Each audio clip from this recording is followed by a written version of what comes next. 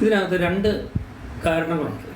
ഒന്ന്, കേന്ദ്രമന്ത്രിസഭയിൽ ശ്രീമതി നിർമ്മലാ സീതാരാമൻ ധനകാര്യമന്ത്രി അവതരിപ്പിച്ച ബഡ്ജറ്റിൽ കേരളത്തെക്കുറിച്ച് ഒന്നും തന്നെ പറഞ്ഞിട്ടില്ല എന്നുള്ളത് ദുഃഖകരമായ ഒരു വസ്തുതയാണ്.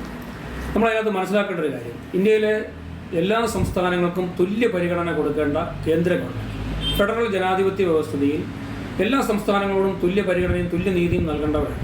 പക്ഷേ ഇവിടെ കേരളത്തിന് അർഹമായ ഒരു പരിഗണനയും നൽകിയില്ല എന്ന് മാത്രമല്ല, കേരളത്തിന് ആവശ്യമുള്ള ഒരു കാര്യങ്ങളും നൽകുന്നതിലോ ഫണ്ട് നൽകി വികസന പ്രവർത്തനങ്ങൾക്ക് വേണ്ടി ആവശ്യമായ തുക നൽകുന്ന കാര്യത്തിൽ കേന്ദ്രം വലിയ ഗുരുതരമായ വീഴ്ചയാണ് വരുത്തിയിരിക്കുന്നത്. രണ്ടാമത്തെ കാര്യം, ഇവിടെ മനസ്സിലാക്കേണ്ടത് കേന്ദ്ര ഗവൺമെൻറ് തെരഞ്ഞെടുപ്പുകൾ നടക്കുന്ന സംസ്ഥാനങ്ങൾക്ക് വാരിക്കോരി പണം നൽകുകയും മറ്റ് കേരളം പോലുള്ള വികസനം ഒരുപാട് ആഗ്രഹിക്കുന്ന സംസ്ഥാനങ്ങളെ അവഗണിക്കുകയും ചെയ്യും. അപ്പോൾ തെരഞ്ഞെടുപ്പുകൾ മാത്രം ലക്ഷ്യമാക്കിക്കൊണ്ടുള്ള ഒരു ബഡ്ജറ്റാണ്. തെരഞ്ഞെടുപ്പ് നടക്കുന്ന സംസ്ഥാനങ്ങളിൽ BJP ഉൾപ്പെടുന്ന മുന്നണിക്ക് ഭൂരിപക്ഷം കിട്ടുന്നതിന് വേണ്ടി, അവിടുത്തെ ജനങ്ങളെ സ്വാധീനിക്കപ്പെടുന്നതിന് വേണ്ടി മാത്രമാണ് അവർ ഇത്തരത്തിൽ ബഡ്ജറ്റ് അവതരിപ്പിച്ചതെന്നാണ് നമുക്ക് മനസ്സിലാക്കാൻ കഴിയുന്നത്. രണ്ടാമത്, കേരളം പോലുള്ള ഒരു സംസ്ഥാനത്ത് നിന്ന് കേന്ദ്രത്തിലേക്ക് ആവശ്യമായ നിവേദനങ്ങളോ എന്തൊക്കെയാണ് കേരളം ആവശ്യപ്പെടുന്നതിനെ സംബന്ധിച്ച് കൃത്യമായ ഒരു കണക്കുകളോ ഒന്നും അവതരിപ്പിക്കപ്പെട്ടിട്ടില്ല. രണ്ടാമത്, കേന്ദ്രത്തിൽ നിന്ന് ലഭിക്കുന്ന തുക, കാലാകാലങ്ങളിൽ ലഭിക്കുന്ന തുക ഏതൊക്കെ കാര്യങ്ങൾക്ക് കൃത്യമായ കാലയളവുകളിൽ ഇടവേളകളിൽ ഈ തുക ചെലവാക്കി എന്നതിനെ സംബന്ധിച്ചൊരു കൃത്യമായ കണക്ക് കേന്ദ്രത്തിന് കൊടുക്കുന്ന കാര്യത്തിലും കേരള സർക്കാർ അമ്പെ പരാജയപ്പെട്ടിരിക്കുന്നു. ഇതുകൊണ്ടാണ് കേന്ദ്രം ആവശ്യമായ തുക കേരളത്തിന് നൽകാതിരിക്കുന്നത് എന്നുകൂടി നമ്മൾ കണക്കിലെടുക്കേണ്ടിയിരിക്കുന്നു. കേരളത്തിന് ആവശ്യമായ സാമ്പത്തിക സഹായം ബഡ്ജറ്റിൽ തീരെ കുറവാണ്. ഇതിൻ്റെ ഉത്തരവാദി ആരാണെന്ന് ചോദിച്ചാൽ സുപ്രധാനമായ ഉത്തരവാദികൾ നമ്മൾ ജനങ്ങൾ തന്നെയാണ്. BJPയുടെ നയപ്രകാരം ഇവിടെ നിന്ന് 20 സീറ്റ് കൊടുത്തിരുന്നെങ്കിൽ അവർ വാരിക്കോരി നമുക്ക് തന്നേരം. സുപ്രധാനമായി അവരുടെ ലക്ഷ്യം ഒന്നും മാത്രമേ ഉള്ളൂ, നമ്മളെ എങ്ങനെയൊക്കെ ഞെരുക്കുക. ഈ ചിറ്റമ്മ നയം, അമ്മായിയമ്മ നയം എന്നൊക്കെ പറയില്ലേ, അതായത് എനിക്കിഷ്ടമില്ലാത്ത കുഞ്ഞിന് കുറച്ചേ കൊടുക്കുകയുള്ളൂ, ഉള്ളവർക്ക് വാരിക്കോരി കൊടുത്ത് നമ്മളെ പ്രലോഭിപ്പിച്ചുകൊണ്ടിരിക്കും. നീ നോക്ക്, എനിക്ക് ഇത്ര മെമ്പേഴ്സുള്ള ഇന്ന സ്ഥലത്തിന് ഞാൻ ഇത്ര വാരി കൊടുത്തിട്ടുണ്ട്, നിനക്ക് തരൂല്ല, നമ്മളെ കൊതിപ്പിക്കും എന്നുള്ള ഒരു രീതിയാണ്. ശരിക്കും പറഞ്ഞാൽ ദേശീയ ദുരന്തമായി പ്രഖ്യാപിക്കപ്പെട്ട കാര്യമാണ് ചൂരൽ മലയിലെ അപകടം. അതിനുപോലും നമുക്ക് സാമ്പത്തിക സഹായം തരുന്നില്ല. ഫെഡറൽ സംവിധാനത്തിലുള്ള നമ്മുടെ സംസ്ഥാനത്തെ എത്രത്തോളം ഞെരുക്കുക, ജനങ്ങൾക്കിടയിൽ ഇപ്പോഴത്തെ ഭരണ നേതൃത്വത്തിനോട് എത്രത്തോളം വെറുപ്പുണ്ടാക്കിയെടുക്കുക. പിന്നെ ഒരു കാര്യമുണ്ട്, നമ്മുടെ ഭരണ നേതൃത്വവും അതിനാവശ്യമായ എല്ലാ ഘടകങ്ങളും ഒരുക്കി കൊടുക്കുന്നുണ്ട്. നമ്മളും നമുക്കാവുന്ന രീതിയിൽ നമ്മളൊക്കെ ചെയ്യുന്നുണ്ട്. പക്ഷേ ഇത് ഉറപ്പായിട്ടും പറയാം, കേന്ദ്രം കേരളത്തോട് കാണിക്കുന്ന ശുദ്ധമായ അവഗണന ഇത് തന്നെയാണ് ലക്ഷ്യം. നമ്മൾ അവർക്ക് സീറ്റുകൾ കൊടുക്കുന്നില്ല, നമ്മൾ BJP അവഗണിക്കുന്നു എങ്കിൽ ഞങ്ങൾ നിങ്ങളെയും അവഗണിക്കുന്നു എന്നുള്ള കൃത്യമായിട്ടുള്ള അജണ്ടയാണ് ഇവിടെ നമ്മൾ നടപ്പിലാക്കിക്കൊണ്ടിരിക്കുന്നത്. ഈ കഴിഞ്ഞ കേന്ദ്ര ബഡ്ജറ്റിൽ കേരളത്തെ കേന്ദ്ര സർക്കാർ അവഗണിച്ചോ എന്നുള്ള ചോദ്യത്തിന് വ്യക്തിപരമായിട്ടൊരു മറുപടി പറയുകയാണെങ്കിൽ, കാലങ്ങളായിട്ടുള്ള കേന്ദ്ര ബഡ്ജറ്റുകളിൽ നിന്ന് കേരളത്തെ തഴയുന്ന ഒരു പ്രവണതയാണ് കേന്ദ്ര സർക്കാരിൻ്റെ ഭാഗത്തു നിന്നുണ്ടായിട്ടുള്ളത്. ഇത് കേരള സർക്കാരിനോടുള്ള താല്പര്യക്കുറവാണോ, കേരള സർക്കാരിൻ്റെ ധനവകുപ്പിൻ്റെ കഴിവില്ലായ്മയാണോ, ചോദിച്ച് കിട്ടേണ്ടത് ചോദിച്ചു വാങ്ങാൻ കഴിയാത്തതാണോ, കേരളത്തിൽ നിന്നുള്ള കേന്ദ്ര സഹമന്ത്രിമാരുടെ താല്പര്യക്കുറവാണോ എന്നുള്ളത് സത്യസന്ധമായിട്ടും പൊതുജനം വിലയിരുത്തേണ്ട ഒരു കാര്യം തന്നെയാണ്. നാളിതുവരെ കേന്ദ്ര സർക്കാരിൻ്റെ ഒരു ബഡ്ജറ്റിലും കേരളത്തിന് അർഹമായ പ്രാതിനിധ്യം കിട്ടിയിട്ടില്ല എന്നുള്ളത് തന്നെയാണ് എൻ്റെ അഭിപ്രായം.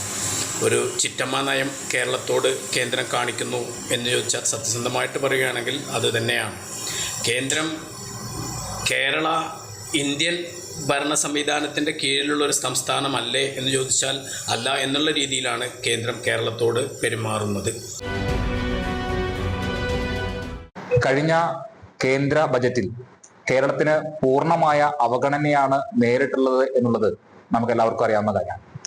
അതിന് ഉത്തരവാദി ആര് എന്ന ചർച്ച വളരെ ഗൗരവമായിട്ട് നടക്കുന്ന ഈ അവസരത്തിൽ നമുക്കറിയാം, കേരളത്തിൻ്റെതായിട്ടുള്ള ആവശ്യങ്ങൾ കൃത്യമായി ബോധ്യപ്പെട്ടിട്ടുള്ള ആളുകളാണ് കേന്ദ്രത്തിന്റെ ഭരണ തലവന്മാർ എന്നുള്ള കാര്യത്തിൽ തർക്കമില്ല. അത്തരം ആവശ്യങ്ങൾ എന്തൊക്കെയാണെന്ന് കണ്ടറിഞ്ഞുകൊണ്ട് കേരളത്തിന് അർഹമായ പരിഗണന നൽകേണ്ടത് തീർച്ചയായിട്ടും കേന്ദ്ര സർക്കാർ തന്നെയാണ്.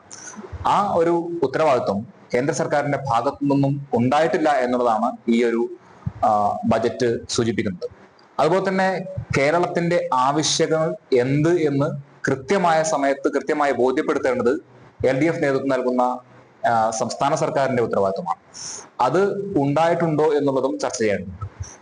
അത് കൃത്യമായി ബോധ്യപ്പെടുത്തി കേരളത്തിന്റെ ആവശ്യങ്ങൾ ചോദിച്ചു വാങ്ങിക്കുവാൻ ഉള്ള ഒരു ഇടപെടൽ LDF നേതൃത്വം നൽകുന്ന സംസ്ഥാന സർക്കാരിന്റെ ഭാഗത്തു നിന്നും ഉണ്ടായിട്ടില്ല എന്ന് കാണുമ്പോൾ അതിന് ഉത്തരവാദി LDF സർക്കാർ കൂടിയാണ്. അതുപോലെ തന്നെ നമുക്കറിയാം, കേരളത്തിൻ്റെതായി 2 പ്രതിനിധികൾ കേന്ദ്ര മന്ത്രിസഭയിലുണ്ട്. നമ്മുടെ തൃശ്ശൂർ MP സുരേഷ് ഗോപിയും അതുപോലെ തന്നെ ജോർജ് കുര്യൻ. ഈ 2 പേരും അവരുടേതായിട്ടുള്ള ഉത്തരവാദിത്വം നിറവേറ്റിയിട്ടുണ്ടോ എന്നുള്ളതും സംശയകരം തന്നെയാണ്.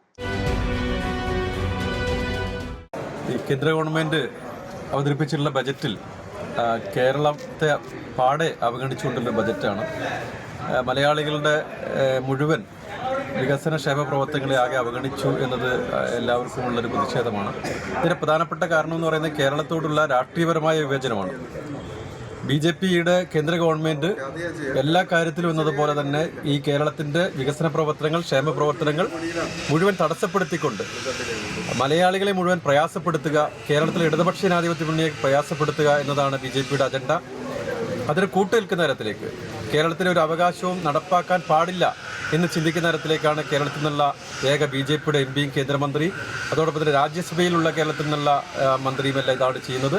അതുകൊണ്ട് തന്നെ ഇത് പാർലമെന്റിനകത്ത് ഇവിടുന്ന് ഭൂരിപക്ഷം വിജയിച്ചു പോയിട്ടുള്ളത് 19 UDFന്റെ MPമാരാണ്. അവർ ഇതിനുവേണ്ടി ശക്തമായി വാദം ഉന്നയിക്കുന്നില്ല. അതെല്ലാം തന്നെ കേരളത്തെ ഇങ്ങനെ അവഗണിക്കുന്നതിന് കാരണമാകുകയാണ്. കഴിഞ്ഞ ദിവസം അവതരിപ്പിച്ച ബജറ്റുമായി ബന്ധപ്പെട്ടുകൊണ്ട് കേന്ദ്ര സർക്കാരിന് ഈ കേരളത്തോട് കാണിക്കാവുന്ന ഏറ്റവും വലിയ അവഗണനയാണ് നമ്മൾ കണ്ടിട്ടുള്ളത്. അവകാശപ്പെട്ടതും നമുക്ക് കിട്ടാനുള്ളതും ഒന്നുമില്ല എന്ന് മാത്രമല്ല, ഒരു സംസ്ഥാനത്തെ പൂർണ്ണമായും അവഗണിക്കുന്ന രീതിയിലേക്ക് ഈ ബജറ്റ് പോയി കഴിഞ്ഞു. നമുക്കറിയാം, ഒട്ടേറെ വികസന പ്രവർത്തനങ്ങൾ കാഴ്ചവെച്ച് ഈ ഇന്ത്യ മഹാരാജ്യത്തിൽ തന്നെ അഭിമാനമായി നിൽക്കുന്ന ഒരു സംസ്ഥാനമാണ് കേരളം എന്നിരിക്കെ ഒട്ടേറെ കാര്യങ്ങൾ പൊതുഖജനാവിലേക്ക് കേന്ദ്ര സർക്കാരിന് നമ്മൾ കൊടുക്കുമ്പോഴും അതിൽ നിന്ന് ഒരു ആനുകൂല്യം പോലും ഈ കേരള സംസ്ഥാനത്തിന് ഇതുവരെ നൽകാൻ ഈ കേന്ദ്രം ഭരിക്കുന്ന സർക്കാർ തയ്യാറായിട്ടില്ല. അതുപോലെ തന്നെ കേന്ദ്രം ഭരിക്കുന്ന കേരളത്തിൽ നിന്നുള്ള MPമാരടക്കം ഇതിന് മറുപടി പറഞ്ഞുകൊണ്ട് കേരളം ഇന്ത്യയിലല്ലേ എന്നുള്ള രീതിയിൽ നമ്മൾ സമരങ്ങളുമായി മുന്നോട്ട് പോകണം.